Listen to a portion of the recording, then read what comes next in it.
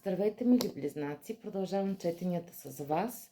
Напомням, че ако искате да погледнете нещо свързано конкретно с ваша ситуация, може да се свържете с мен на съобщението го в TikTok или на номера, който съм оставила под профилната си снимка. И на двете места ми пишете и ще ви изпратя условия и цени за четенията. Така, явно съм влязла в някакъв много любовен поток, което много ми харесва, защото вие сте третата зодия за днес, която правя четене, и такива едни любовни трепети, много приятни неща. Надявам се да запася тази енергия и да продължавам да държа този поток, за да мога да се свързвам с нея. Но харесват ми и вашите карти. Извинявам се, пороците на хората. Така. В работен план, мили близнаци, при вас доста сте се постарали в някаква посока да се докажете, да направите някакво добро впечатление. Посяли сте някакви семенца, вече виждам. Посяли сте семенца и очаквате да поженете, както се казва, да поженете успехи. Доста сте вкопчени в тази идея, много силно го искате. За някой от вас, може би, това е чисто финансово необходимо, защото към момента е вероятно да изпитвате някакви финансови затруднения или притеснения. Със сигурност обаче нещата вървят към по-добро. Посяли сте вече семенцата или ако имате собствен бизнес, вие сте вложили нещо, очаквате резултатите в момента, но ще се случат наистина.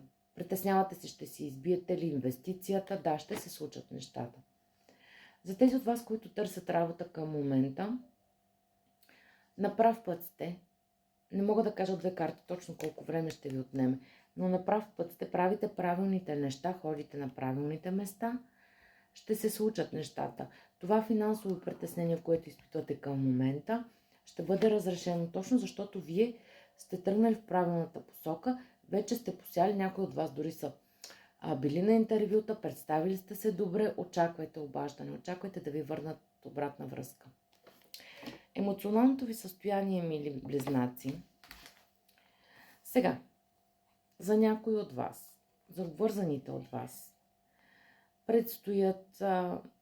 Добре се чувствате в човекът, с когото сте.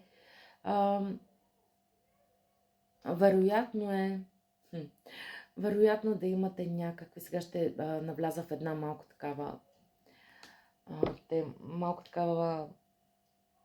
такъв разговор, който е по принцип малко по-интимен. Възможно някой от вас, близнаците, имате проблеми в интимността с партньорът си. Може би трябва да нагодите някои неща.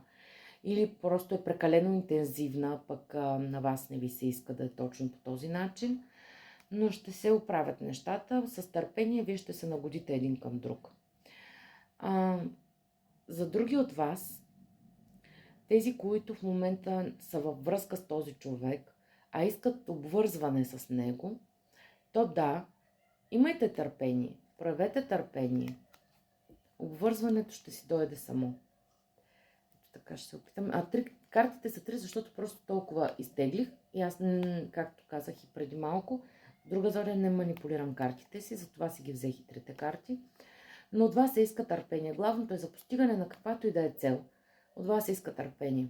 За необвързаните от вас, възможно с този човек в момента да имате просто интимна връзка, а да искате нещо повече. Но не се притеснявайте. Пак казвам, търпение. Нещата ще се случат. Бавно и славно. Така. Емоционалното състояние на вашия партньор или човекът, за когото вие си мислите. Ако вие сте обвързани, то този човек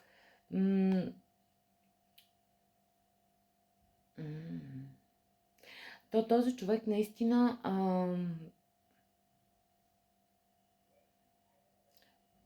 иска да поговорите. Този човек иска нещо да говори с вас. Има нещо, което трябва да изговорите. Дали това е свързано с интимният ви живот? Не е нещо за лошо.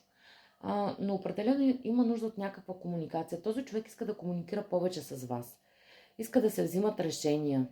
Дали той иска да се налага и да взима той решенията, а пък вие не му давате, или пък е обратното, вие нямате никаква инициатива и само вашият партньор трябва да поема инициативата.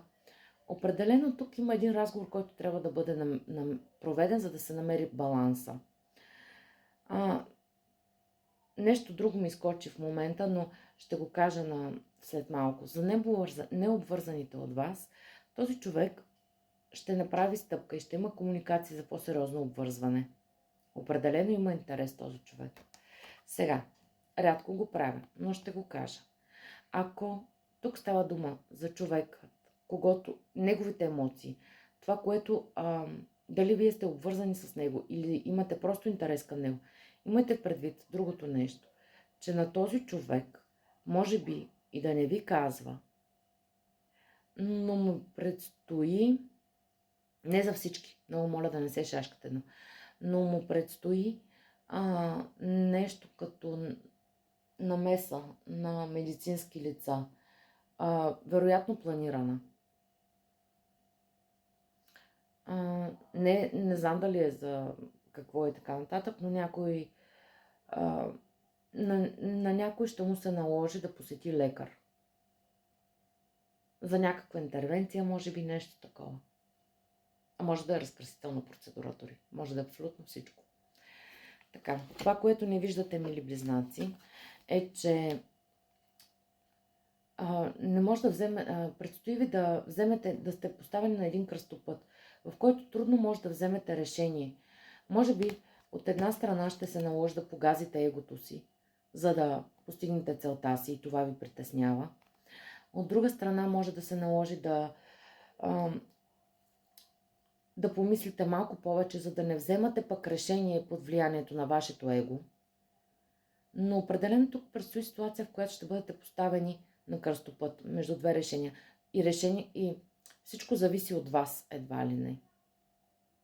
В крайна сметка, това, което виждам тук, е, че ще вземете правилното решение за себе си, а може би и за всички около вас. Тази карта е на победителя. Така че главата горе, вземете това решение, което тук толкова ви мъчи, ще се справите. Можете го. Това е, което имам за вас, мили близнаци. Надявам се да съм била полезна и ви желая успех.